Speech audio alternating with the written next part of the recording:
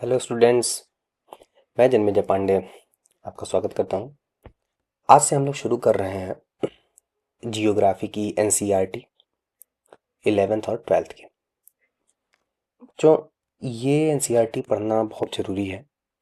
इसका एक रीज़न है क्योंकि जितने भी क्वेश्चंस बनाए जाते हैं मैक्सिमम वो एनसीईआरटी बेस्ड होता है। चाहे आप यूपीएससी के लिए पढ़ रहे हो, चाहे यूपीपीएससी के लिए या किसी स्टेट पीएससी के लिए पढ़ रहे हो, एसएससी या स्टेट के other exams like RO RO या फिर अदर टीचिंग वैकेंसीज में भी एनसीईआरटी का बहुत रोल होता है। इनफैक्ट आप किसी भी प्रीवियस ईयर को उठाइए और आप एनसीईआरटी उठाइए, आपको मैक्सिमम क्वेश्चन जो होंगे वो एनसीईआरटी बेस्ड मिल जाएंगे। तो मेरा मानना है कि एनसीईआरटी को फर्स्ट प्रायोरिटी पे रखना चाहिए और इसी को ध्यान में रखते हुए एक एनसीईआरटी सीरीज़ में शुरू कर रहा हूँ, जिसमें हम लोग जियोग्राफी से शुरू करके लगभग लगभग सारे एनसीईआरटी को कवर करेंगे, लेकिन बेसिक हम लोग शुरू कर रहे हैं जियोग्राफी को। तो जियोग्राफी में पहला एनसीईआरटी का जो चैप्टर शुरू कर रहे हैं वो हम लोग शुरू करने जा रहे हैं the origin and evolution of the earth. ये ध्यान रहे फिजिकल जियोग्राफी है 11th की। तो मैं इसको शुरू कर रहा हूँ और इसको बड़े अच्छे से समझते हुए, लाइन बाय लाइन समझते हुए, छोटे छोटे नोट्स भी देखते रहेंगे और अगर कुछ ज़रूरी नोट्स हुए तो वो भी मैं बना करके देता रहूँगा। तो मेरे साथ लगे रहिए और इस सीरीज़ को सफल बनाइए। शुरू करते हैं।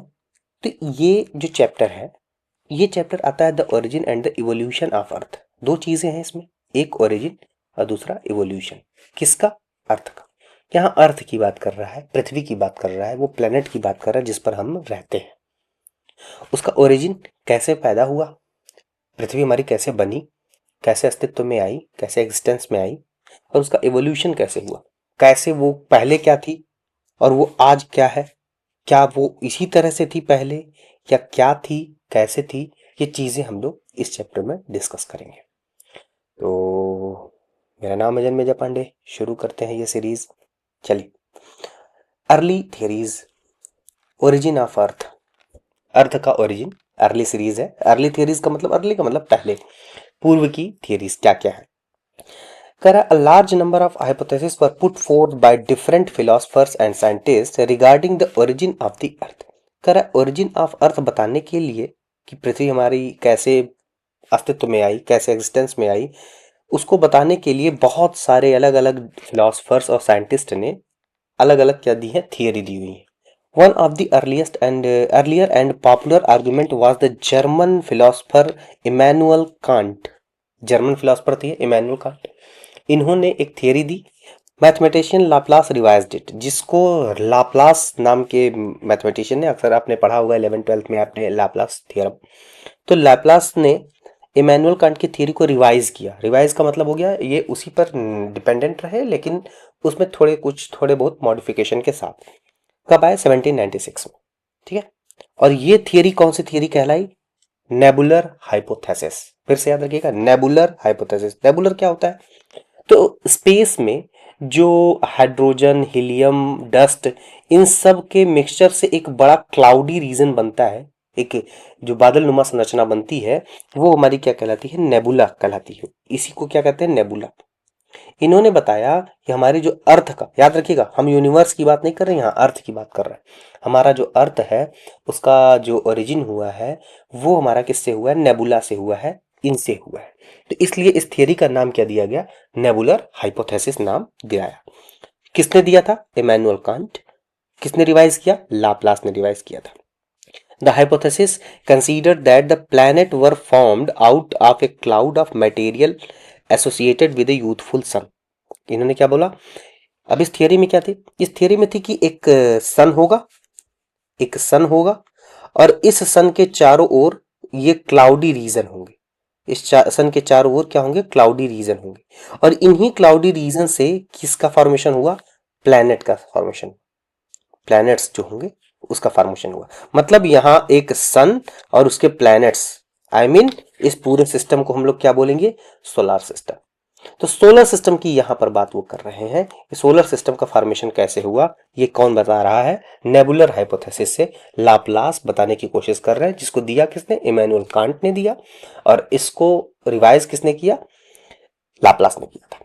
ठीक है। इन्होंने कहा कि कोई भी सन है उस सन से एसोसिएटेड लगे हुए जो नेबुला होंगे, नेबुला का मतलब हो गया जो मटेरियल लगे हुए हैं। अब इस मटेरियल में क्या लगा होगा, ये सन होगा तो जाहिर सी बात है ये गर्म होगा, ये गर्म होगा तो इससे निकलने वाले जो वेपर्स होंगे, जो गैसेस होंगी, और जो साथ ही साथ इसके धूल के कण होंगे, इन धूल के कणों और इन सबसे इनको बोला गया क्या, नेबुला। बार बार मैं बोल रहा हूँ, इस नेबुला से किसका फॉर्मेशन हो रहा है, प्लैनेट्स, प्लैनेट्स का फॉर्मेशन होता है। ठीक है, फिर कह रहा है आगे, विच वॉज स्लोली रोटेटिंग, वो जो सन था वो कैसा रोटेट कर रहा था, स्लो रोटेट कर रहा था। In 1950 Otto Schmidt and in Russia and Carl Weizsacker in Germany somewhat revised the nebular hypothesis। अब इस नेबुलर हाइपोथेसिस, हाइपोथेसिस क्या था, थियरी थी वो पूरा का पूरा, हाइपोथेसिस यही था कि ऐसा माना गया, किसी ने देखा नहीं, कोई इसके एविडेंस नहीं कि ऐसा था भी या नहीं था। इस चीज को दिमाग में रखिएगा, ये केवल एक हाइपोथेसिस है जिसको साइंटिस्ट ने एक सीक्वेंस वाइज कहानी के तौर पे बता सकते हैं कि कहानी कुछ स्पेसिफिक साइंटिफिक प्रूफ्स के साथ ये बताने की कोशिश की है। नेबुलर हाइपोथेसिस में फर्दर क्या हो रहा है, रिवीजन हो रहा है। कौन रिवाइज कर रहा है अब की बार कर रहे हैं हमारे कौन, ओटो स्मिथ, और कौन कर रहे हैं, कार्ल विजेसार। अब कार्ल विजेसार और ओटो स्मिथ ने इसमें क्या आगे किया, आगे इन्होंने कहा they considered that the sun was surrounded by solar nebula, याद रखिएगा किससे, solar nebula, along with solar nebula containing mostly the hydrogen and helium along with what may be termed as dust। मतलब इन्होंने बताया, इसके पहले जो लाप्लास ने केवल ये बताया था कि कोई सन है, यंग सन है, इसके चारों ओर जो पार्टिकल्स हैं इन्हीं से सीधे प्लेनेट बन जाने, केवल इतना बताया था। किसने बताया, ये लाप्लास ने और बताया। और जो आते हैं हमारे ओटो स्मिथ और कार्ल विजेसार, ये क्या बताते हैं, ये सीधे बोलते हैं कि इन्होंने कहा कि ये जो सन है हमारा, इस सन के पास अपना एक नेबुला होगा, नेबुला होगा, और यहां पर क्या होंगे, पार्टिकल्स होंगे, यहां छोटे छोटे क्या होंगे, पार्टिकल्स होंगे, और ये छोटे छोटे पार्टिकल्स आपस में क्या करेंगे, फ्रिक्शन करेंगे, फ्रिक्शन करेंगे, और साथ ही साथ कोलिजन करेंगे, आपस में टकराएंगे भी, और इनके टकराव और फ्रिक्शन से क्या होगा, ये फॉर्मेशन कैसे करेंगे, टकरा टकरा करके एक दूसरे से, ये जो इधर का फॉर्मेशन होगा इस सन के चारों, उस सन के जो चारों ओर नेबुला का फॉर्मेशन हो रहा है, ये एक पतली डिस्क के तौर पे, आपने सैटर्न का फिगर देखा होगा, सैटर्न के फिगर में जिस तरह से ये आपका सैटर्न होता है और इसके चारों ओर एक रिंग बनी होती है, वो पतली सी रिंग, इसी तरह से नेबुला का फॉर्मेशन इन्होंने किया, जिसके तौर पे इन्होंने एग्जाम्पल के तौर पे सैटर्न को बताया भी। तो ये दिमाग में रखना है कि ये इसका फॉर्मेशन बताया कि ये जो पतली शीट बन रही है, एक पतली डिस्क नुमा संरचना बन रही है, इस पतले डिस्क शेप्ड क्लाउड को से ही किसका निर्माण हुआ, प्लैनेट्स का निर्माण हुआ। तो ध्यान देना है, ठीक है, प्लैनेट्स का निर्माण हुआ formed with the process of accretion. अब प्रोसेस ऑफ एक्रीशन क्या है, प्रोसेस ऑफ एक्रीशन का मतलब होता है, जैसे मान लिया गया कोई चीज आकर के यहां पर, मान लीजिए कोई सरफेस है, इस सरफेस पे कोई चीज आकर के, इस सरफेस पे कोई चीज आकर के जमा हुई, फिर उसके बाद थोड़ी देर के बाद वो दूसरी और चीज जाके जमा हुई, थोड़ी देर के बाद और कोई जमा चीज हुई, थोड़ी देर के बाद और, मतलब इसका साइज धीरे धीरे ग्रेजुअली इंक्रीमेंट हो रहा है, ग्रेजुअली जमा हो रहा है, इसी को प्रोसेस ऑफ एक्रीशन कहा जाता है। तो ये प्रोसेस ऑफ एक्रीशन के साथ किया गया है, ठीक है। तो यहां तक समझ में आया। अब यहां तक को मैं एक थियराइज कर देता हूं, मैं इसको समराइज करके यहां पर मैं कुछ चीजें डाल देता हूं, इसको थियरी के फॉर्म में कैसे लिखेंगे, तो थोड़ा सा ध्यान से समझिए इस चीज को। क्या पता चला, यहां पता चला कि नेबुलर हाइपोथेसिस आता है। सबसे पहला हमने कौन सा हाइपोथेसिस पढ़ा, नेबुलर हाइपोथेसिस पढ़ा। नेबुलर हाइपोथेसिस किस चीज के लिए है, नेबुलर हाइपोथेसिस किस चीज के लिए है, नेबुलर हाइपोथेसिस जो है वो है सोलर सिस्टम फॉर्मेशन के लिए, सोलर सिस्टम फॉर्मेशन के लिए, ये सोलर सिस्टम फॉर्मेशन के लिए है। इसमें क्या है, किसने दिया, तो सबसे पहला नाम जो आएगा देने वाले का वो कौन थे, इमैनुअल कांट, इमैनुअल कांट ने दिया। फर्दर रिवीजन किसने किया, फर्दर रिवीजन रिवाइज किया इसको किसने, लाप्लास ने, मैथमेटिशियन थे ये ध्यान देना है, लाप्लास ने किया 1796 में। फिर इसके बाद इनके हिसाब से क्या था, ये जो इन्होंने रिवाइज किया इनके हिसाब से ये थियरी में क्या आया, इस थियरी में ये बोला इन्होंने कि जो यहां पर प्लैनेट्स हैं, इन प्लैनेट्स का फॉर्मेशन कैसे हुआ है, इन प्लैनेट्स का फॉर्मेशन कैसे हुआ है, क्लाउड एसोसिएटेड विद सन। और ये सन कैसा है? Slowly moving. इतनी चीजें आपको ध्यान देनी है। ये प्लैनेट का फॉर्मेशन डायरेक्ट करा रहे हैं सन से के एसोसिएटेड जो भी क्लाउड है उससे, और स्लोली मूविंग सन से। ये किसने किया? लाप्लास ने किया। फर्दर इसमें एक और रिवीजन हो रहा है, अभी आपने पढ़ा है। एक और रिवीजन, अगला रिवीजन कौन कर रहे हैं? Otto Smith. और कौन कर रहे हैं ओटो स्मिथ के साथ? कार्ल विजासार। इन दोनों ने फर्दर रिवाइज किया इसको। अब फर्दर रिवीजन के बाद इस थियरी में और क्या ऐड हुआ? इस थियरी में ये ऐड हुआ, सीधी सीधी सी बात, कि सन सराउंडेड है सोलर नेबुला। ये सोलर नेबुला क्या था? इसी सन से, ये जो सन है हमारा, इसी सन की गर्मी से इससे निकलने वाले वेपर, डस्ट, इन सब से जो आपका क्लाउड बनना, क्लाउड फॉर्मेशन हुआ, उसको इन्होंने सोलर नेबुला कहा। तो सोलर नेबुला सराउंडेड किससे होगा? सोलर नेबुला से। और यह सोलर नेबुला किससे बनी होगी? कंसिस्टिंग हाइड्रोजन गैस होगी, हीलियम गैस होगी, डस्ट होंगे, ठीक है, इन सारी चीजों से मिलकर के ये सोलर गैस बनेगी। इनमें क्या होगा? इन सोलर नेबुला में क्या होगा? फ्रिक्शन होगा, फ्रिक्शन होगा, और क्या होगा? कोलिजन होगा, टकराव होंगे आपस में। इनके बीच में बोल्डर जो होंगे, छोटे छोटे बड़े टुकड़े होंगे, वो आपस में टकराएंगे, लड़ेंगे, भिड़ेंगे। तो वो चीजों को और क्या करते जाएंगे? पतला करते जाएंगे। मतलब जो एक गैदरिंग में एक डेंसर वे में होगा, वो आपस में टकरा टकरा करके दूर होंगे। फर्दर वो शीट नुमा, एक डिस्क नुमा, डिस्क शेप्ड क्लाउड का फॉर्मेशन करेंगे। जैसे आपने देखा होगा सैटर्न के चारों ओर डिस्क शेप्ड होता है, वैसे ही ये क्लाउड बनेगा। बस फर्क इतना होगा कि सैटर्न के चारों ओर जो घूमने वाली चीजें हैं वो पार्टिकल फॉर्म में है, ये अभी किसके फॉर्म में होंगे? क्लाउड के फॉर्म में होंगे। और इनका क्या होगा यहां पर? Process of accretion. अब प्रोसेस ऑफ एक्रीशन इसको बोलते हैं अभिवृद्धि। एक्रीशन की हिंदी होती है क्या? अभिवृद्धि।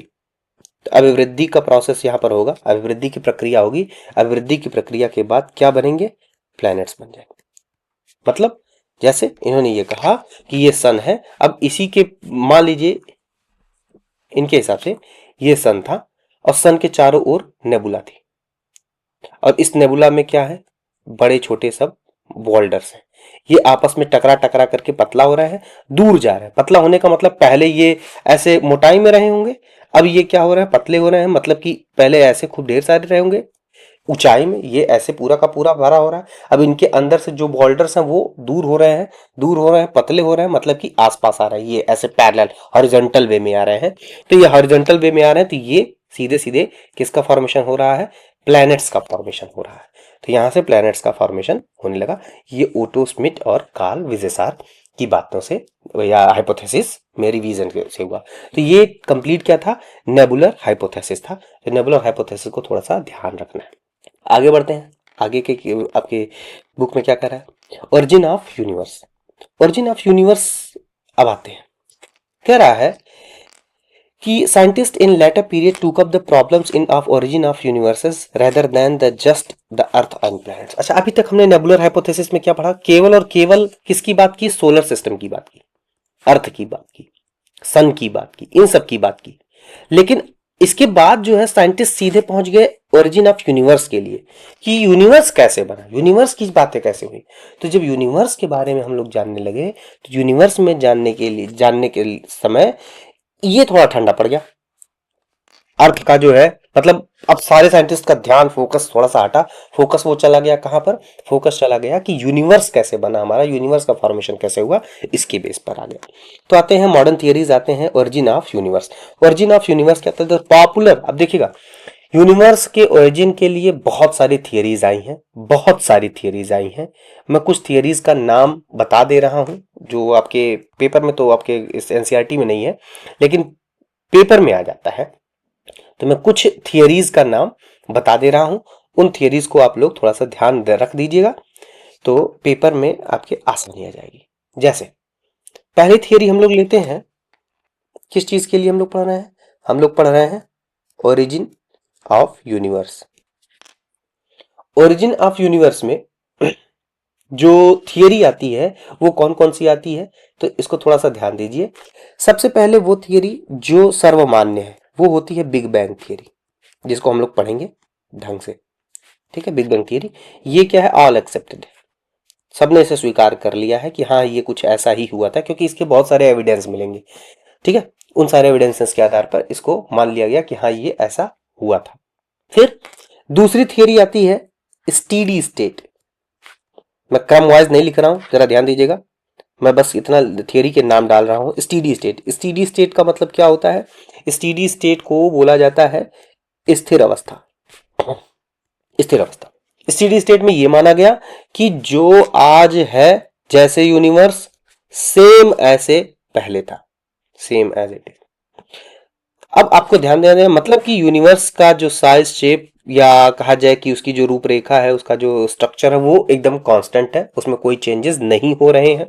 अब इससे फर्क क्या पड़ा, कहां दिक्कतें आई, वो ध्यान से सुनिएगा।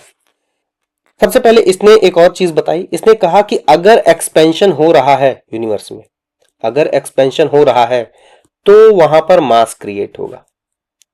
क्यों, कैसे, इसको थोड़ा समझते हैं। स्टेडी स्टेट के हिसाब से ये इस थियरी में एक चीज आती है कि अगर मान लीजिए ये यूनिवर्स है तो इसकी डेंसिटी कांस्टेंट होगी, इसकी डेंसिटी घनत्व जो होगा वो क्या होगा, कांस्टेंट होगा, घनत्व नहीं बदल सकता। इसने कहा कि अगर एक्सपेंशन हो गया, मान लीजिए अब ये यूनिवर्स इतना हो गया, तो इस यूनिवर्स का जो बढ़ा हुआ एरिया है, बढ़ा हुआ वॉल्यूम है, उस वॉल्यूम को कवर करने के लिए मास क्रिएट होना पड़ेगा। क्यों मास क्रिएट करना पड़ेगा, अगर मास क्रिएट नहीं होता है तो डेंसिटी कांस्टेंट नहीं रह पाएगी, इस वजह से मास का क्रिएशन, मतलब यहां पर माना गया कि मास क्रिएट होता है और फर्दर जो यूनिवर्स है वो सेम एज इट इज ही रहता है। ये कौन सी अवस्था थी, ये थी हमारी स्टीडी स्टेट थ्योरी। अब स्टीडी स्टेट के बाद फिर अगली जो थ्योरी आ जाती है वो आ जाती है हमारी, अच्छा इसको ये क्यों आपका फेलर हुआ, इसने कहा था कि यूनिवर्स जो है वो कांस्टेंट है, लेकिन बाद में कुछ ऐसे प्रूव मिले, कुछ ऐसे एविडेंसेस मिले जिनसे ये पता चलता है कि हमारा जो यूनिवर्स है वो कॉन्टिन्यूअस स्प्रेड कर रहा है, कॉन्टिन्यूअस फैल रहा है, और गैलेक्सीज के बीच की जो दूरी है वो बढ़ रही है, लगातार बढ़ रही है। तो इस वजह से यह जो आपकी थियरी है स्टीडी स्टेट थियरी, स्थिर अवस्था, वो फेल हो जाती है। तीसरी एक और थियरी है जिसे कहते हैं ऑसिलेटिंग थियरी, ऑसिलेटिंग थियरी, ठीक है, इसे दोलन सिद्धांत भी कहा जाता है, दोलन सिद्धांत। ये क्या था, ऑसिलेटिंग थियरी में ये बोला गया कि पूरा जो यूनिवर्स है वो एक साइकिल में चल रहा है। वो कौन सा साइकिल है, वो साइकिल कौन सा है, हाँ हीरो वाली साइकिल नहीं है, वो वाली साइकिल नहीं जो चलाते थे, ये साइकिल मतलब चक्र, एक चक्र में चल रहा है। इस चक्र का नाम क्या है, कौन सा, कॉन्ट्रैक्शन, सिकुड़ना, मतलब एक बार यह सिकुड़ रहा है और साथ ही साथ अगली बार ये क्या कर रहा है, फैल रहा है, एक्सपेंशन। ये इस थियरी पर काम किया। इसने कहा कि पहले जो है एक सिकुड़ेगा यूनिवर्स थोड़ा, और सिकुड़ने के बाद फिर वो क्या करेगा, फैलेगा, ठीक है, और यही प्रक्रिया बार बार होगी, जिस कारण इसका नाम क्या पड़ा था, ऑसिलेटिंग, दोलन सिद्धांत पड़ा था यूनिवर्स के बारे में, ये थियरी इसने दी। यहां तक बात समझ में आया, ठीक है। तो अब इस थियरी में एक और चीज आती है, इसमें यह बोला गया कि पहले चीजें सिकुड़ करके एक जगह रहेंगी, जिसको सिंगुलरिटी नाम दिया गया, ध्यान से सुनिएगा, जिसको सिंगुलरिटी नाम दिया गया, मतलब ये एक बिंदुवत रहेंगी, सारी चीजें बिंदुवत रहेंगी। बिंदुवत का मतलब ये कैसा है, इसका मास इनफाइनाइट है, सारे मास इसी जगह पे केंद्रित रहेंगे, मास इनफाइनाइट है, टेम्परेचर इनफाइनाइट है, ये सब बोला गया कि मतलब एकदम बिंदुवत रहेंगे, सारा पूरा यूनिवर्स एक ही बिंदु पे क्या रहेगा, केंद्रित रहेगा। और अचानक इसमें विस्फोट होगा या एक्सपेंशन होगा, और एक्सपेंशन के बाद ये सारी चीजें क्या हो जाएंगी, फैल जाएंगी, फैल करके ये पूरा का पूरा एक्सपेंड कर जाएंगी, जिसमें चीजें मास, सारे के सारे मास, टेम्परेचर सब कुछ बिखर जाएगा। फिर आने वाले कुछ साल के, बिलियंस ऑफ ईयर्स के बाद जो है यह फिर क्या बन जाएगा, एक सिंगुलरिटी में बदल जाएगा, सिंगुलरिटी में बदल जाएगा। फिर उसके बाद क्या होगा, एक्सपेंशन होगा, फर्दर यही प्रोसेस हमेशा चलता रहेगा।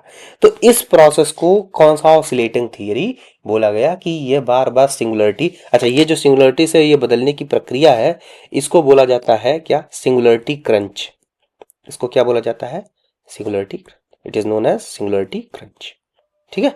तो सिंगुलरिटी क्रंच के बारे में बोला, मतलब ये चीज है। इस थियरी का एक और नाम दिया जाता है इसी वजह से, इसको बोला जाता है big bounce, big bounce theory, big bounce इसलिए क्योंकि ये बार बार क्या बाउंस कर रहा है, एक बार ये पूरा फैल रहा है, फिर उसके बाद सिकुड़ रहा है, तो इसी वजह से इसको, अच्छा कॉन्ट्रैक्शन का मतलब सिकुड़ना, कॉन्ट्रैक्शन का मतलब सिकुड़ना, एक्सपेंशन मतलब फैलना, तो यह आपका बिग बैंग थियरी दोलन सिद्धांत कहलाता है। ठीक, ऑसिलेटिंग थियरी। अब इसमें क्या है, इस थियरी में कहा क्या ड्रॉबैक आया, इस थियरी में ड्रॉबैक क्या आया, उस थियरी का ड्रॉबैक यही है कि हमारे पास जो यूनिवर्स है, जो हमारा यूनिवर्स है, इसका जो एक्सपेंशन है, एक्सपेंशन है वो कैसा है, ये एक्सपेंशन एक्सिलरेटिंग है। एक्सिलरेटिंग का मतलब लगातार बढ़ ही रहा है, लगातार क्या हो रहा है, बढ़ ही रहा है। तो ये जो बनने का, क्रंच बनने का जो है स्थिति, ये लगता नहीं है, क्योंकि इसको वापस देने के लिए बहुत बड़ी एनर्जी चाहिए, जो कि कौन होगा भाई वहां, कौन होगा क्रिएटर, कौन होगा इस तरह जो करने वाला। इसका मतलब कि यहां पर ये एक्सिलरेटिंग हो रहा है, एक्सपेंशन, एक्सपेंशन लगातार बढ़ रहा है, जिसकी वजह से ये लेस लाइकली हो जाता है कि मतलब असंभावित टाइप थोड़ा, कि ऐसा मुश्किल। देखिएगा फिर से बोल रहा हूं, ये कोई थियरी पूरी तरह से ऑथेंटिक या पूरी तरह से प्रूवन नहीं है, ये सब हाइपोथेसिस है, साइंटिस्ट के द्वारा सोचे गए और कुछ मैथमेटिकल फार्मूलेट पर कैलकुलेट किए गए कुछ गणनाएं हैं, केवल उन्हीं को हम यहाँ पर देख रहे हैं। तो ये कुछ थियरीज थी। एक और थियरी आ जाती है जो थोड़ी सी इंपॉर्टेंट इसलिए हो जाती है क्योंकि ये बिग बैंग के बाद आई। बिग बैंग ही सबसे ऑल एक्सेप्टेड माना जाता है, क्योंकि वो कुछ जो क्यूरियोसिटी या जो सवाल बनते हैं उनके जवाब वो प्रॉपर वे में देता है। अब हम लोग आते हैं, आगे की बात करते हैं। अगली जो थियरी आई वो आती है इनफ्लेशनरी थियरी। इनफ्लेशनरी थियरी जो है ये क्या है, ये एक्सटेंशन ऑफ बिग बैंग है, एक्सटेंशन ऑफ बिग बैंग के आगे की बात है। बिग बैंग क्या था, बिग बैंग वही कि जिसमें सारी चीजें टूटी फूटी एक्सपेंस हुई। इसमें क्या बोला गया, इसमें ये बोला गया कि जब बिग बैंग हुआ, जब बिग बैंग हुआ, बिग बैंग हुआ, अब बिग बैंग क्या है वो मैं अभी आगे थोड़ी बस 2 मिनट में बता रहा हूं, बस इतना है। बिग बैंग का मतलब जब विस्फोट हुआ, तो विस्फोट होने के बाद चीजें जो एक्सपेंशन हुई, तो ध्यान देना है कि केवल इतने सेकंड में 10⁻36 से 10⁻32 सेकंड में, इतने मतलब एक फ्रैक्शन, इतना कम फ्रैक्शन में, सेकंड में, इतना कम टाइम में सबसे ज्यादा, सबसे तेज एक्सपेंशन हुआ। ठीक है, इसको बोला जाता है रैपिड एक्सपेंशन। इतने देर में सबसे रैपिड एक्सपेंशन हुआ, और इस रैपिड एक्सपेंशन में जो एडियाबेटिक प्रोसेस हुआ, एडियाबेटिक का मतलब होता है, एडियाबेटिक का मतलब कि कोई भी चीज, कोई भी अगर कहीं काम हो, उस काम में अगर कोई चीज अपनी, कोई सिस्टम है अपनी एनर्जी लगाए, अपना एनर्जी दे, अपनी एनर्जी खर्च करे, तो वह क्या कहलाता है, एडियाबेटिक कहलाता है। तो ये जो एक्सपेंशन सडन हुआ, ये कैसा था, ये एडियाबेटिक था। रुद्धोष्म जिसको आपने सुना होगा कहीं ना कहीं, नहीं सुना होगा तो मैं बता देता हूं, एडियाबेटिक या रुद्धोष्म क्या है। जब कोई भी चीज काम करे, काम कैसे करती है, मान लीजिए ये एक्सपेंशन हो गया इसका, तो ये भी काम है। ध्यान सुनिए, काम करे लेकिन काम करने के लिए इसको बाहर से कोई एजेंट ना मिले, खुद ही अपने बल पर ये काम करे, तो यह अपनी कुछ ऊर्जा इस काम को करने में खर्च करेगी, और ऊर्जा जो होता है वो डायरेक्टली प्रोपोर्शनल टू टेम्परेचर होता है। तो जब ऊर्जा, एनर्जी हम खर्च होगी, इसकी एनर्जी कम होगी, तो टेम्परेचर, ताप भी अपने आप क्या हो जाएगा, गिर जाएगा। तो इसका मतलब यहां पे सर जो सबसे ज्यादा ताप था, ये अचानक एडियाबेटिक एक्सपेंशन में अपनी एनर्जी, अपना ताप, और चूंकि इतना तेजी से हुआ है, रैपिड होता है, याद रखिएगा रुद्धोष में जितने भी एडियाबेटिक एक्सपेंशन होते हैं ये कैसे होते हैं, रैपिड होते हैं, बहुत तेज होते हैं। तो ये जो एक्सपेंशन हुआ इसमें जरूर टेम्परेचर बहुत ही फॉल डाउन हो गया होगा। ये किसने बताया, ये इनफ्लेशनरी थियरी ने बताया। ठीक है ना, तो ये कुछ थियरीज थी जो मैंने बता दिया। बाकी आज के समय में तो बहुत सारी थियरीज हैं, जैसे मल्टीवर्स वगैरह सब कुछ आपने सुना होगा, स्पाइडरमैन वगैरह देखा होगा, तो वहां पर भी आपने देखा होगा उन चीजों को। बहरहाल हम लोग पढ़ते हैं ओरिजिन एंड, चलिए अब आते हैं बिग बैंग थियरी। तो मैंने बताया कि बहुत सारी थियरीज दी गई हैं, और भी बहुत सारी, मैंने ये नहीं बोला, अभी बहुत सारा binary system, binary star system कैसे डेवलप होते हैं। बाइनरी स्टार सिस्टम का मतलब ऐसा सोलर सिस्टम जिसमें दो दो तारे हैं। ठीक है, तो उनकी बात कैसे की गई, उनमें क्या अप्लाई हुआ। ठीक है, फिर आगे प्लैनेटेसिमल ग्रहाणु सिद्धांत जिनको बोला जाता है चैम्बरलिन का, वो कैसे हुआ, उन सब के बारे में हम चर्चा करेंगे, लेकिन छोड़िए अभी के लिए। अभी हम लोग आते हैं अपने जो हमारा बेस काम है। ऐसा नहीं है कि मैं कोई आपको पढ़ाऊंगा नहीं, कोई चीज़ बताऊंगा नहीं, सारी चीज़ें हम लोग देखेंगे, लेकिन एक बार जो हम लोग ये कवर कर रहे हैं, इसको कवर करने के बाद धीरे धीरे वो एक्सपेंशन में आएगा। जब आज अब जुड़े हैं तो अब बने रहिए और देखते रहिए, आनंद लेते रहिए। चलिए, तो हम लोग बात करते हैं कि बिग बैंग थियरी की। ये जो बिग बैंग थियरी है ये क्या है, कैसे इसको समझा जाए, इसको समझने का प्रयास करते हैं। देखिएगा, it is also called expanding universe hypothesis. Expanding universe hypothesis मतलब ये बता रहा है कि जो हमारा ब्रह्मांड है, जो हमारा यूनिवर्स है, वो स्टीडी नहीं है, ऐसे रुका नहीं है, ये लगातार क्या होता जा रहा है, फैलता जा रहा है, बड़ा होता जा रहा है, फैलता जा रहा है, एक्सपेंशन होता जा रहा है। ठीक है। एडविन हबल, तो किसने दिया था ये थियरी, बिग बैंग थियरी को? बिग बैंग थियरी दिया था एडविन हबल ने, जिसके नाम पर टेलीस्कोप भी बना हुआ है, हबल टेलीस्कोप। ठीक है। तो एडविन हबल ने दिया था 1920 में। कब दिया? 1920 में दिया। Provided evidence that the universe is expanding, इन्होंने कुछ एविडेंस दिए। ठीक है। ईएमआर मैपिंग वगैरह कराई, जो क्या कहते हैं, माइक्रोवेव रीडिंग और रेड शिफ्टिंग, ये कुछ प्रोसेस हैं जिनको बहुत ज़्यादा आपको जानना नहीं है। जो साइंस के स्टूडेंट होंगे वो जानते होंगे, डॉपलर इफेक्ट वगैरह। तो वो ये सब क्या मैं बोल रहा हूँ, ये सब बता रहा हूँ कि ये सब एविडेंस मिले कि जिससे ये पता चला कि हमारा जो यूनिवर्स है वो क्या कर रहा है, एक्सपैंड कर रहा है, हमारा यूनिवर्स बढ़ रहा है। अब यूनिवर्स अगर बढ़ रहा है तो एक्सपेंडिंग है, तो जाहिर सी बात है कि वो कभी तो ऐसा रहा भाई, आज अगर कोई चीज बढ़ रही है यूनिवर्स में, अब स्पेस की बात कर रहे हैं, स्पेस में कोई बाहर से कोई चीज अप्लाई नहीं हो रही है, तो अगर कोई एक डायरेक्शन में जा रहा है या बढ़ रहा है तो कभी तो ये अगर रिवर्स आ जाए तो कभी तो एक जगह रहा होगा। तो बस इसी आधार पर इन्होंने एक हाइपोथेसिस तैयार किया कि as time passes galaxies move further and further apart, मतलब कि जैसे जैसे समय बीतता जा रहा है, गैलेक्सीज जो हैं वो एक दूसरे से कहाँ जा रही हैं, दूर होती चली जा रही हैं, पूरे के पूरे कहाँ होती जा रही हैं, दूर होती चली जा रही हैं। You can experiment and find what does the expanding universe mean, मतलब अब एक छोटा सा एक्सपेरिमेंट इन्होंने किया और बताया कि कैसे आप बता सकते हैं कि ये एक्सपेंड कैसे करता है। जैसे ध्यान से देखिएगा, मान लिया आपने एक बलून लिया, आपने एक बलून लिया और उस बलून को क्या किया, थोड़ा सा हवा हवा भर करके उसको फुलाया। पहले इस बलून पर एक डॉट बना लिए जाए, ये कुछ डॉट बना दिए गए, ध्यान से देखिएगा, ये कुछ डॉट बनाए गए हैं। ठीक है। फिर इन्होंने डॉट बनाने के बाद इस बलून को थोड़ा सा और फुलाया गया, इस बलून को थोड़ा सा और फुलाया गया। ठीक है। अब जब ये बलून थोड़ा सा और फुलाया गया तो क्या हो गया, ये डॉट कुछ ऐसे हो गए।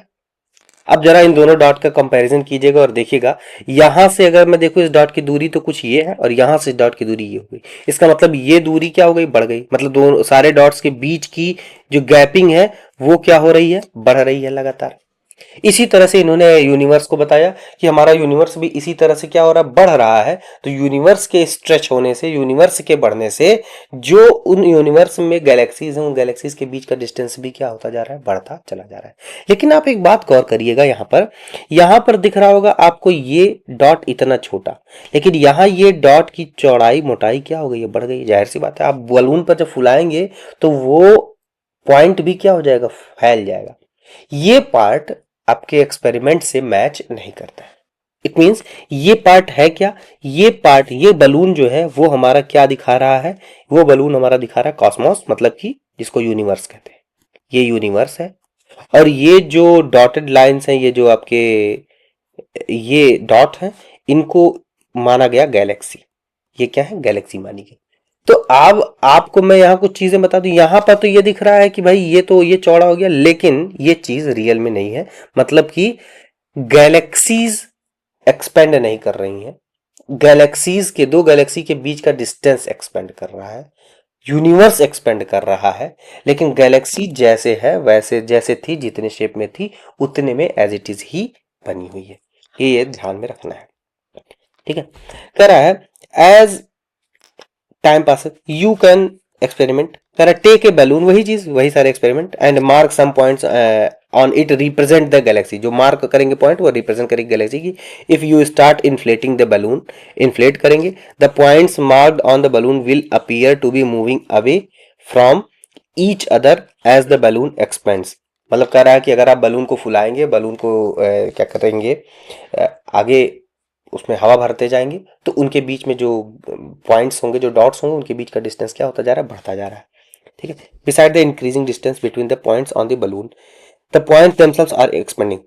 कह रहा है कि उनके बीच पॉइंट्स के बीच का डिस्टेंस तो बढ़ता जा रहा है, डिस्टेंस तो बढ़ता जा रहा है, लेकिन ये पॉइंट्स भी क्या होते जा रहे हैं, बड़े होते जा रहे हैं। तो पॉइंट का बड़ा होना कह रहा है this is not in accordance, मतलब वो एक्सपेरिमेंट जो फैक्ट है हमारा उस फैक्ट के अकॉर्डिंग ये नहीं है। साइंटिस्ट बिलीव दैट दो the space between the Galaxy is increasing. कह रहा है यद्यपि जो है स्पेस जो है दो गैलेक्सीज के बीच का वो बढ़ रहा है, दो गैलेक्सीज के बीच की डिस्टेंस बढ़ रही है। Observation do not support the expansion of Galaxy. तो और जो लेकिन जो ऑब्जर्वेशन मिला है वो ये नहीं बताता है कि गैलेक्सी में भी एक्सपेंशन हो रहा है। अब कैसे इसको निकाला जाता है मैं इसको थोड़ा सा बता देता हूँ। जैसे मान लीजिए ये अर्थ है, ये आपकी ऑब्जर्वेटरी है और दो गैलेक्सीज यहां पर है और इन गैलेक्सीज से लाइट रेज यहां तक आ रही है। तो लाइट रेज आ रही है तो इनके बीच की जो कुछ ना कुछ तो एंगल रहा होगा, ध्यान समझिए। अगर ये आपका गैलेक्सी या इससे यहां तक आने में जो भी टाइम लगा हो, जो भी आपको लाइट का टाइम लगा हो, अगर ये गैलेक्सी दूर चली जाएंगी तो यहां से आने का टाइम इनका बढ़ जाए।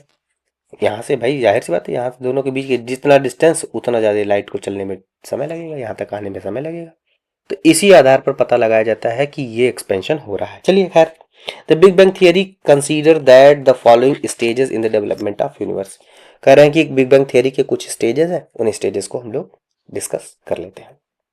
कह रहा है in the beginning all matter forming universe existed in the place in one place from the tiny ball. मतलब कह रहा है कि शुरू में ये माना गया कि बिग बैंग मतलब जब यूनिवर्स नहीं था, यूनिवर्स नहीं बना था, तो जितने भी मैटर हैं, जितने भी मतलब कि आज के समय में हमको पूरे यूनिवर्स में जो भी चीजें दिखती हैं वो एक बहुत ही सूक्ष्म जगह पर एकदम अति संघनित, एकदम टाइनी बॉल के फॉर्म में, जिसका नाम दिया गया सिंगुलैरिटी। जिसको क्या नाम दिया गया, सिंगुलैरिटी। सिंगुलैरिटी का मतलब वही टाइनी बॉल, मतलब जहां सारा मास इकट्ठा था। इसके पास कुछ खूबी थी, क्या क्या खूबी थी ध्यान देना है।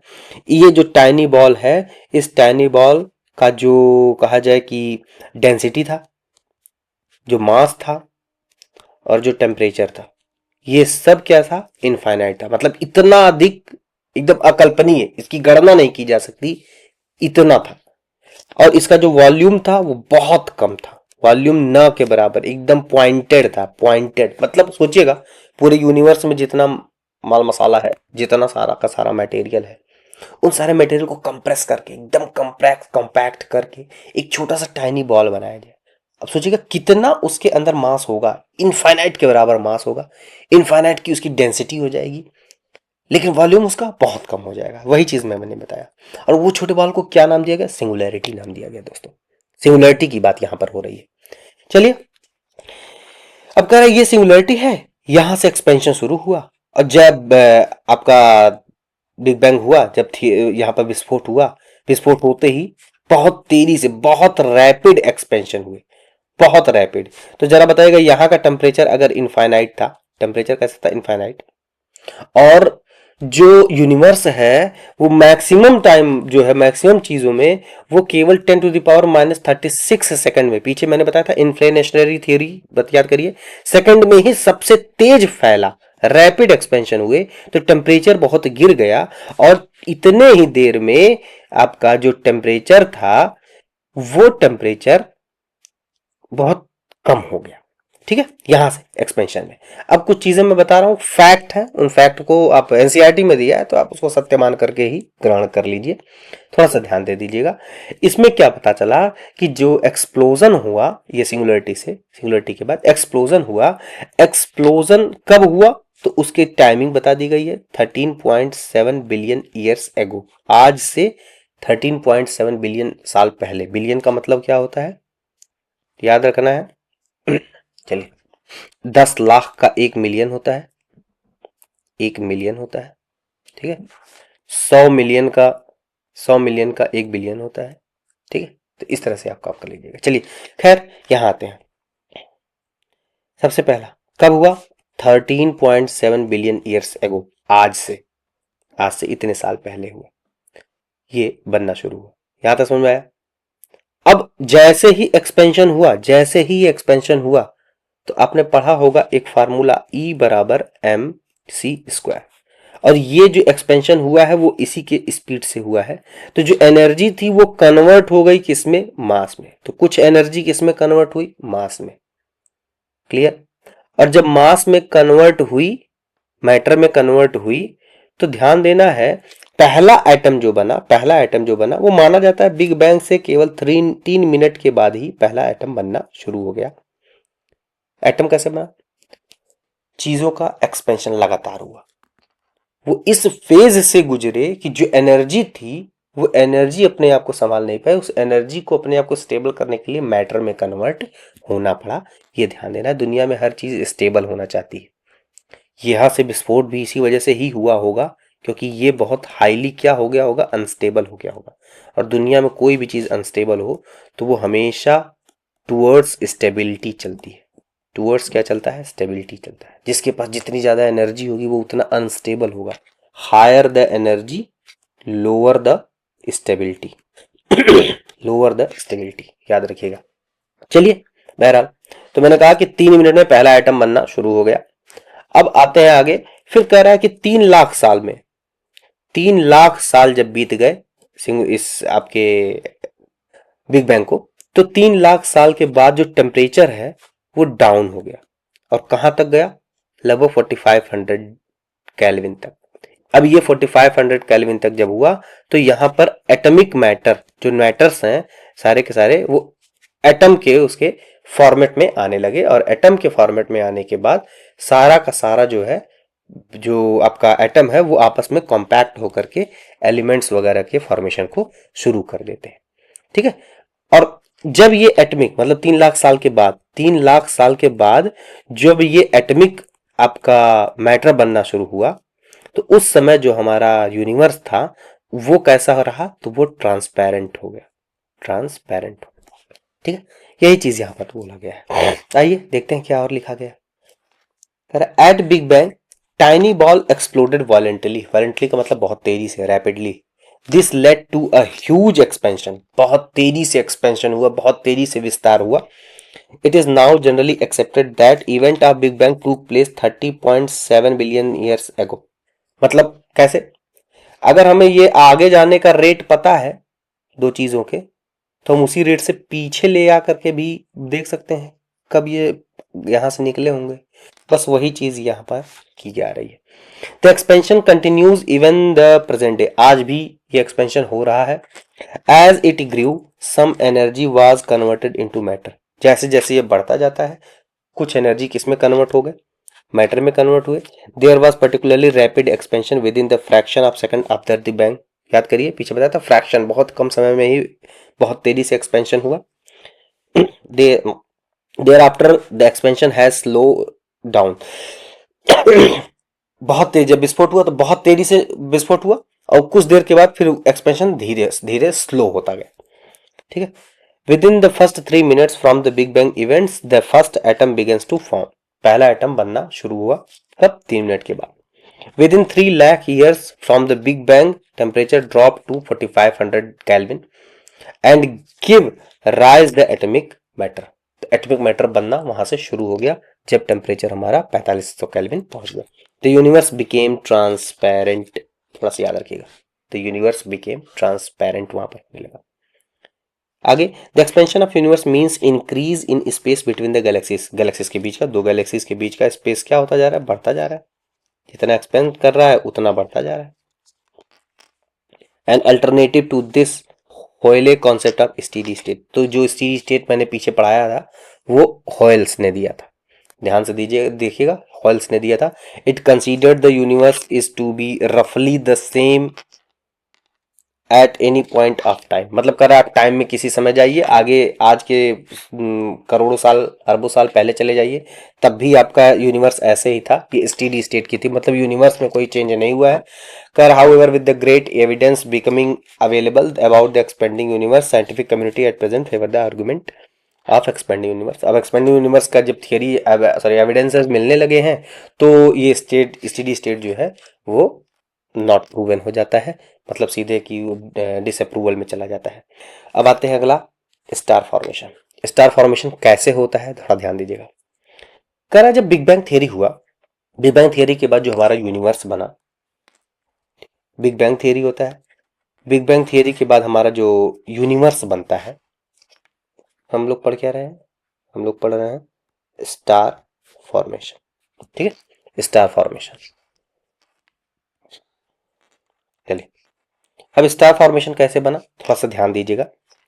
हम बात करते हैं इनिशियली, प्रारंभ में। प्रारंभ में जब बिग बैंग हुआ, जब यूनिवर्स हमारा थोड़ा सा बन गया, तो वो जो यूनिवर्स बना, जो प्रारंभिक यूनिवर्स था, उस प्रारंभिक यूनिवर्स में जो डिस्ट्रीब्यूशन हुआ था किसका, यूनिवर्स में क्या थे, मास और energy. Distribution of mass and energy जो था, ये कैसा था, तो ये अनइवन था। अनइवन का मतलब जाहिर सी बात है, विस्फोट से फैला था। तो कहीं पर मास ज्यादा है, कहीं पर मास कम है, कहीं पर मास थोड़ा सा है, कहीं मास थोड़ा बहुत एकदम ना के बराबर है। तो इस तरह से मास और एनर्जी का जो डिस्ट्रीब्यूशन था वो अनइवन था। अनइवन मतलब यूनिफॉर्म ना होना, यूनिफॉर्म नहीं था, एक तरह से नहीं था, असमान था।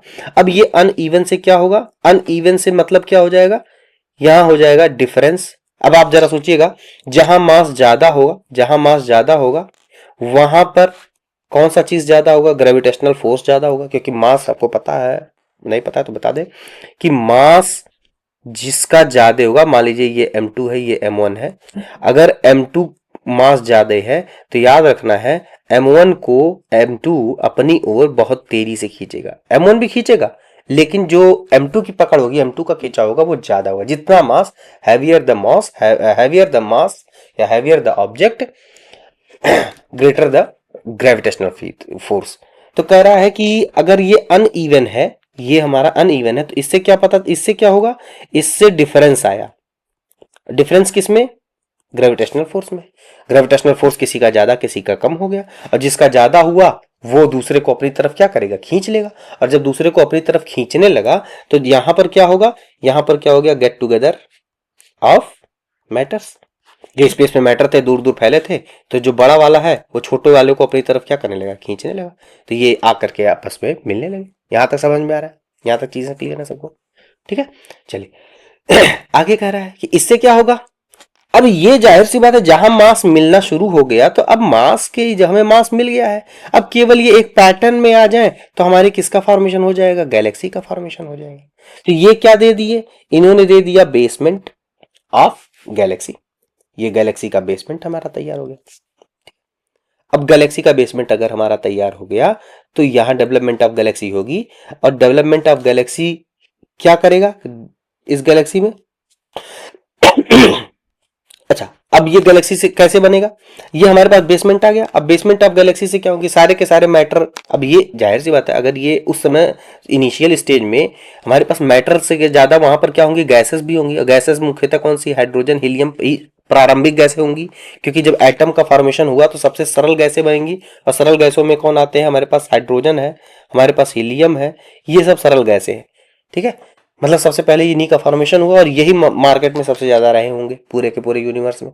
अगर ये ज्यादा है, और साथ ही साथ कौन ज्यादा है, डस्ट ज्यादा, जिसको नेबुला कहा था, याद करिए। अगर नेबुला है तो इस नेबुला का फॉर्मेशन होगा, और नेबुला से क्या बनेगा हमारा, नेबुला से क्या बनेगा हमारा, गैलेक्सी बनेगा। तो मतलब मैं कह सकता हूं बेसमेंट ऑफ गैलेक्सी हमारा तैयार हो गया, और यहां पर क्या हो जाएगा, गैलेक्सी का फॉर्मेशन। कैसे, गैलेक्सी किससे बनेगा, नेबुला से। नेबुला से गैलेक्सी का फॉर्मेशन होने लगा। यहां तक बात समझ में आई, क्लियर है। अब कह रहा है, अब गैलेक्सी जो बनी, उन गैलेक्सी का जो डायमीटर होता है वो कितना होता है, 80,000 से 1,50,000 लाइट ईयर। अब ये क्या है, लाइट ईयर को समझ लेते हैं। देखिए, लाइट ईयर क्या होता है, लाइट और ईयर दो शब्द हैं। लाइट का मतलब हो गया प्रकाश, और ईयर का मतलब वर्ष। इसका मतलब क्या होगा सर, ये क्या है, तो अच्छा बताइए, किलोमीटर क्या होता है, मीटर क्या होते हैं। तो आप जैसे किलोमीटर सुनते हैं तुरंत कहेंगे अरे ये तो डिस्टेंस बता रहा है, दो बिंदुओं के बीच का क्या बता रहा है, दूरी बता रहा है, डिस्टेंस बता रहा है। मीटर क्या है, मीटर डिस्टेंस बता रहा है। लेकिन मीटर किलोमीटर में क्या अंतर है, तो कहेंगे मीटर छोटा होता है, किलोमीटर क्या होता है, बड़ा होता है। बात समझ में आ रहा है।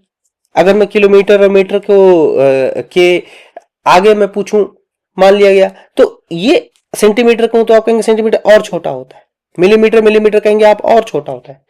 लेकिन अब आप देख रहे हो क्रमिक विकास हो रहा है। तो ऐसे ही जब बहुत बड़ी दूरियां होती हैं, लाखों किलोमीटर की दूरियां होती हैं, अरबों किलोमीटर की दूरियां होती हैं। तो ऐसे दूरी को दिखाने के लिए हम लोग किसका यूज करते हैं, लाइट ईयर का यूज करते हैं। तो लाइट ईयर क्या है, लाइट ईयर एक स्केल है।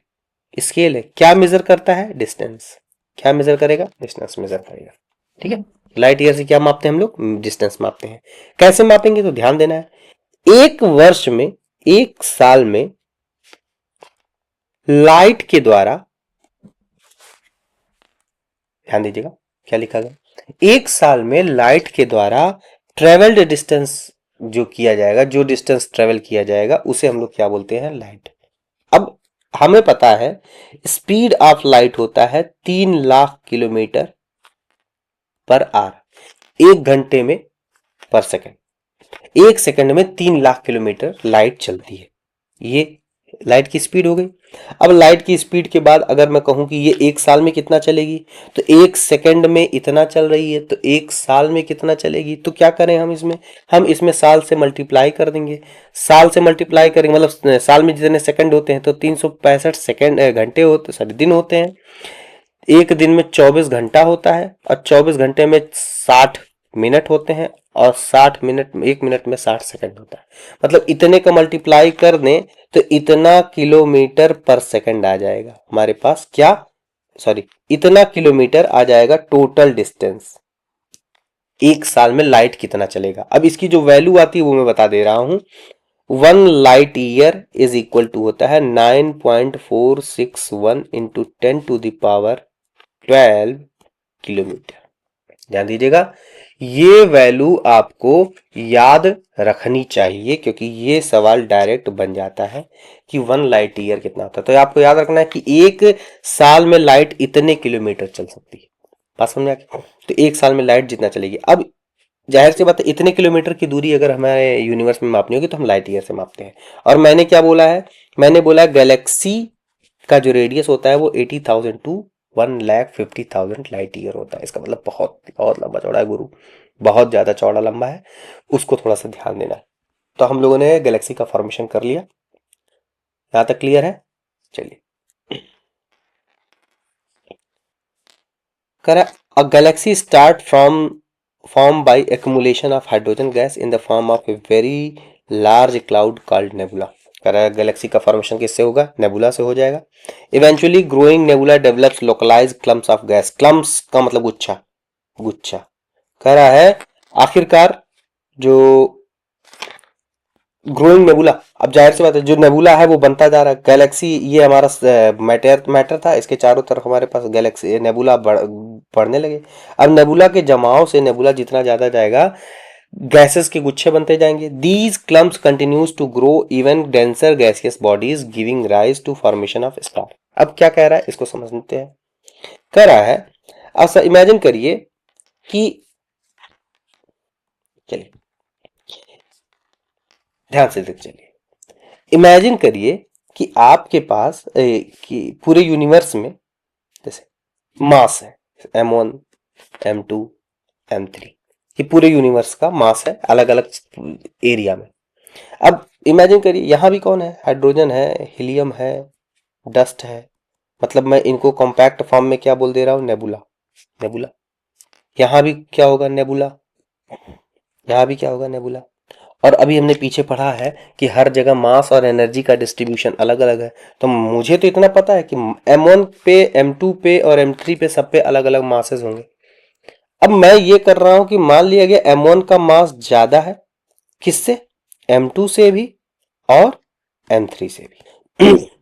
अब इमेजिन करिए अगर m1 का मास ज्यादा है, तो अभी मैंने बताया कि जितना हायर मास, जितना ज्यादा मास उतना ज्यादा अट्रैक्शन। तो यहाँ के नेबुला और यहाँ के नेबुला आकर के इधर क्या होने लगेंगे, अट्रैक्ट होने लगेंगे।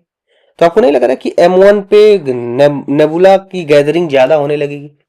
अब जब ज्यादा होने लगे, जितना ज्यादा होता जाएगा उतना मास और क्या होता जाएगा, बढ़ता जाएगा। मतलब ये उतना और क्या कर जाएगा, अट्रैक्ट। मतलब जो इधर उधर के नेबुला होंगे वो भी अट्रैक्ट होते जाएंगे। तो एक समय ऐसा आएगा कि ये सारे के सारे मास खूब इकट्ठा, मतलब सारे नेबुला इकट्ठे होते जाएंगे। अब आप जरा सोचिएगा, अगर सारे नेबुला इकट्ठे होते जा रहे हैं तो आपको एक चीज बताएं कि किसी भी जगह पे जो ग्रेविटेशन लगता है, ग्रेविटेशन हमेशा सेंटर की ओर लगेगा। हमेशा कहां लगेगा, सेंटर की ओर लगेगा। सेंटर की ओर लगेगा, और ये ग्रेविटेशन इस बाउंड्री को सबसे ज्यादा अपनी ओर खींचने का काम करेगा, इस बाउंड्री को। तो ऑब्वियस सी बात है, ये सबसे ज्यादा तनाव कहां लगाएगा, तो सबसे ज्यादा खींचेगा इसको और दबेगा, ये प्रेशराइज ये हिस्सा हो जाएगा यहां, ये वाला हिस्सा सबसे ज्यादा क्या हो जाएगा, प्रेशराइज हो जाएगा, और ये हिस्सा क्या बनाने का काम करना शुरू कर जाएगा, कोर फॉर्मेशन शुरू कर देगा। तो कोर का निर्माण यही प्रोसेस से शुरू हो जाता है, ये गैदरिंग ऑफ जो आपका नेबुला है। अब ये जितना ज्यादा होता जाएगा, ये नेबुला जितना ज्यादा बढ़ते जाएंगे, जितना ज्यादा बढ़ते जाएंगे उतना ज्यादा इसका प्रेशर बढ़ता जाएगा, उतना डेंस ये होता जाएगा, और उतना ज्यादा किसका फॉर्मेशन शुरू हो जाएगा, कोर का फॉर्मेशन शुरू हो जाएगा। मतलब कोर में कौन सी चीजें जाएंगी, तो कोर में जाएंगी हमारी सबसे जो डेंसिव मटेरियल होगा वो इधर की तरफ बढ़ता चला जाएगा। यहां तक सबको समझ में आया, क्लियर है इतना? चलिए आगे बढ़ते हैं।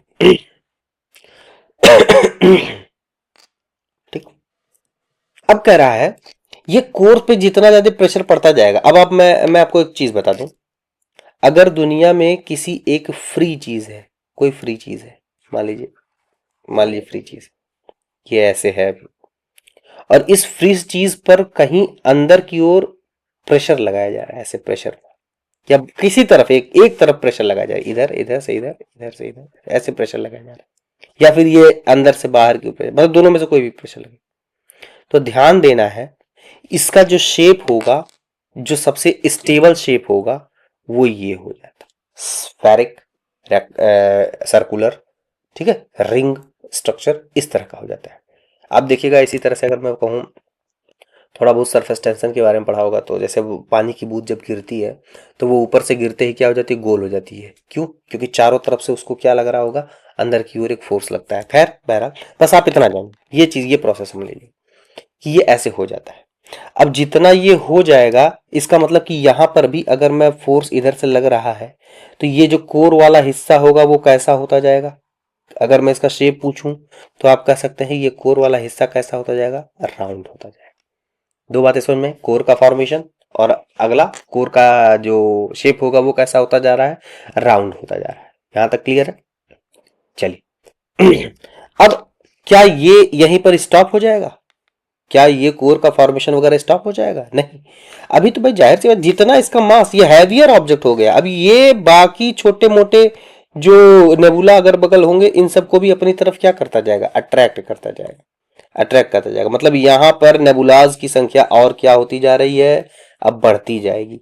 तो जितना ज्यादा यहां पर नेबुला की संख्या बढ़ती जाएगी, वो उतना ज्यादा यहां पर क्या होगा, चीजें इकट्ठी होती जाएंगी, और इसको बोला गया process of cohesion, process of cohesion. ठीक है, कोहेसन का मतलब इकट्ठा होना, चीजें इकट्ठा होती जा रही हैं यहां पर। ठीक है, अब ये जो इकट्ठा होती जा रही हैं, ये जो इकट्ठा होती जा रही हैं, इस फॉर्मेट को अब आपको अगर मैं इसको 3D में बना के दिखाऊं तो कुछ ऐसा लगेगा कि ये बीच का कोर है, ये बीच का कोर है, और इसके चारों ओर जो है ये ऐसे ऐसे चीजें नेबुला जो है वो फॉर्मेट में इसमें आ रही हैं। यहां भी बोल्डर्स ऐसे लगे होंगे, मतलब ढेर सारे इसमें मासी पार्टिकल्स होंगे, ये सारी चीजें ऐसे इस तरह की कुछ फॉर्मेशन में दिखाई देंगी आपको। ये कुछ ऐसे फॉर्मेशन में, ऐसे चक्र जैसा ये बनता रहेगा। तो ये जो फॉर्मेशन है, इस फॉर्मेशन को, इसको बोला जाता है ग्रहाणु मॉडल। इसको क्या बोला जाता है, ग्रहाणु। इंग्लिश में इसको बोला जाएगा क्या, प्लेनेटेसिमल। ठीक है, ये प्लेनेटेसिमल प्रोसेस, इसको दिया किसने था, चैम्बरलिन ने। तो याद रखना ये चैम्बरलिन का प्लेनेटेसिमल मॉडल है, ग्रहाणु। क्या हुआ है, फिर से सारी चीज मैं बता दे रहा हूं। सारे के सारे जो है हमारे कौन आने लगे थे,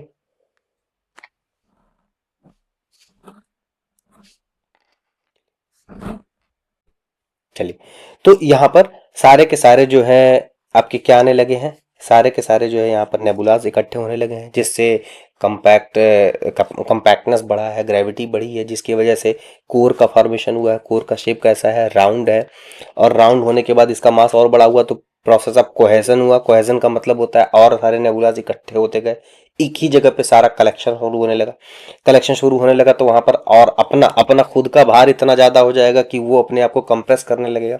और जब इतना कंप्रेस करने लगेगा तो वहां पर उसके चारों ओर एकदम, जैसे वो एक सेंटर, कोर, और कोर के चारों ओर पूरा फैले हुए विसरित चीजें, जिनको क्या बोला गया, प्लैनेटेसिमल, या फिर इन्हें ग्रहाणु कहा गया। और ये किसने दिया था? ये चैम्बरलिन ने दिया था। इतनी बातें आपको याद होनी चाहिए, ये पेपर में आपसे पूछ सकता है। तो चैम्बरलिन का ग्रहाणु मॉडल इसे बोला जाता है। ठीक है। अब जाहिर सी बात है, इनके बीच में जितने ज्यादा नेबुलास बढ़ते जाएंगे उतने ज्यादा क्या होता जाएगा, इनके बीच में कोलिजन होता जाएगा। और जितना कोलिजन होगा, कोलिजन टकराएंगे, टकरा करके फिर जो है वो दूसरी तरफ जाएंगे, मतलब अपनी एनर्जी और वेस्ट करेंगे। एनर्जी वेस्ट करेंगे तो इनके बीच का फिर कॉम्पैक्टनेस बढ़ेगा, मतलब ये स्टिक होते जाएंगे और ज्यादा आपस में मिलते जाएंगे। ठीक है। तो यहां पर स्टिक होते जाएंगे ये। क्लियर यहां तक? ठीक, तो ये प्लेनेटेसिमल बन गए।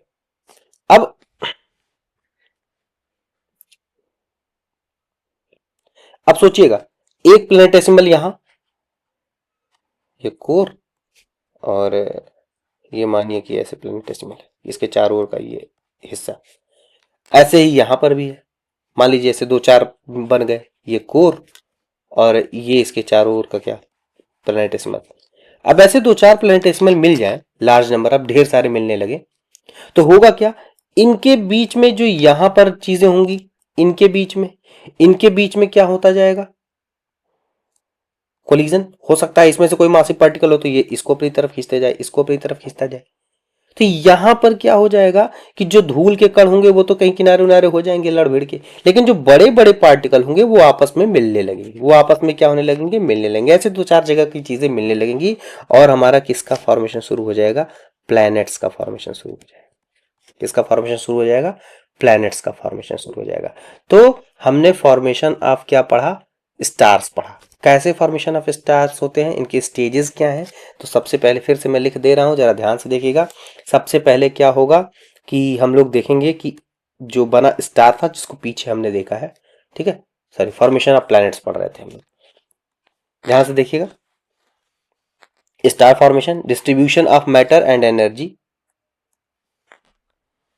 कर रहा है distribution of matter and energy was not even the early universe. पहले क्या कहते हैं, इवन नहीं था, ऑन अनइवन था। These initial density difference gave rise to difference in gravitational force and it cause the matter to get drawn together.